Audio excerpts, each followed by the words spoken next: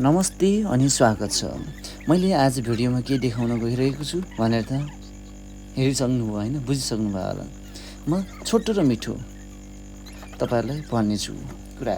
माछा के हो, माछा खाएपछि कस्तो हुन्छ, लोकल माछा अथवा पालन माछा, भोइ नदीको माछा होइन। यो माछाको नाम हाम्रो गाउँतिर चाहिँ परानी माछा भन्छन्।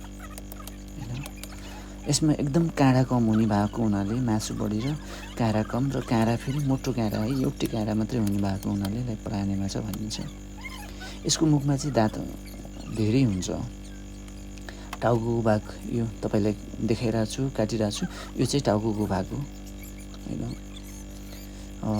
र चिप्लो हुन्छ, यसमा कत्ला भने हुँदैन, सादा एकदम क्लियर माछा हुन्छ। जस्तै अरू माछाहरूमा जति तपाईँको कचडा जान्छ नि, जो कत्ला अनि भुरे आन्द्रा त्योहरू हुन्छ, यसमा खासै हुँदैन, थोरै मात्रामा हुन्छ। अन्डा हुन्छ थोरै होइन, अनि एकदम क्लियर हुन्छ। यो मैले देखाएर छु, हेर्नुहोस् टाउको मासु, हड्डी भनेकै त्यति हो कि, टाउको मात्रै हो। ट्याक्क परेका पिसहरू काटिरहेको छु, तपाईँले देखाइरहेको छु मैले, यो हेर्न सक्नुहुन्छ। कहिले यसो खान मन लाग्यो भने चाहिँ कन्ट्याक्ट पनि गर्नु होला। यही माछा मात्रै हुन्छ भन्ने चाहिँ छैन, कहिले कुनै होइन हुन्छ होइन। ट्याक्क हजुरहरूलाई खान मन लाग्यो र माछा मनपर्छ भने ट्याक्क कमेन्ट गर्नु होला, नम्बर छोड्नु होला, म भयो भने सम्पर्क गरिहाल्छु। भोइ नदीको माछा हो, सधैँ हुन्छ भन्ने पनि छैन होइन, कहिले हुन्छ कहिले हुँदैन, यस्तै त हो नि।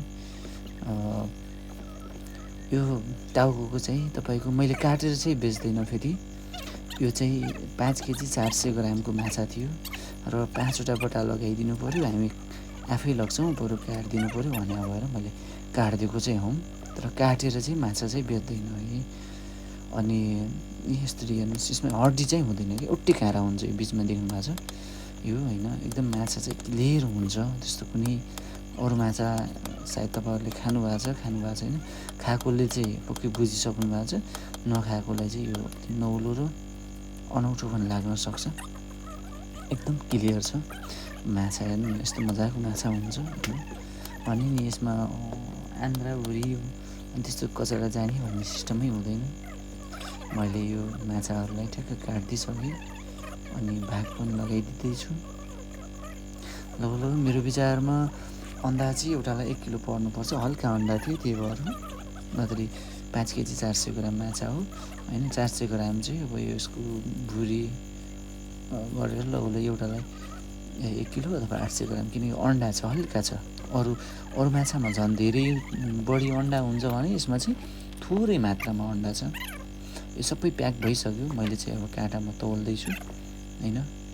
ए ट्याक्कै काँटा बराबर भयो। भिडियो कस्तो लाग्यो, मन पऱ्यो भने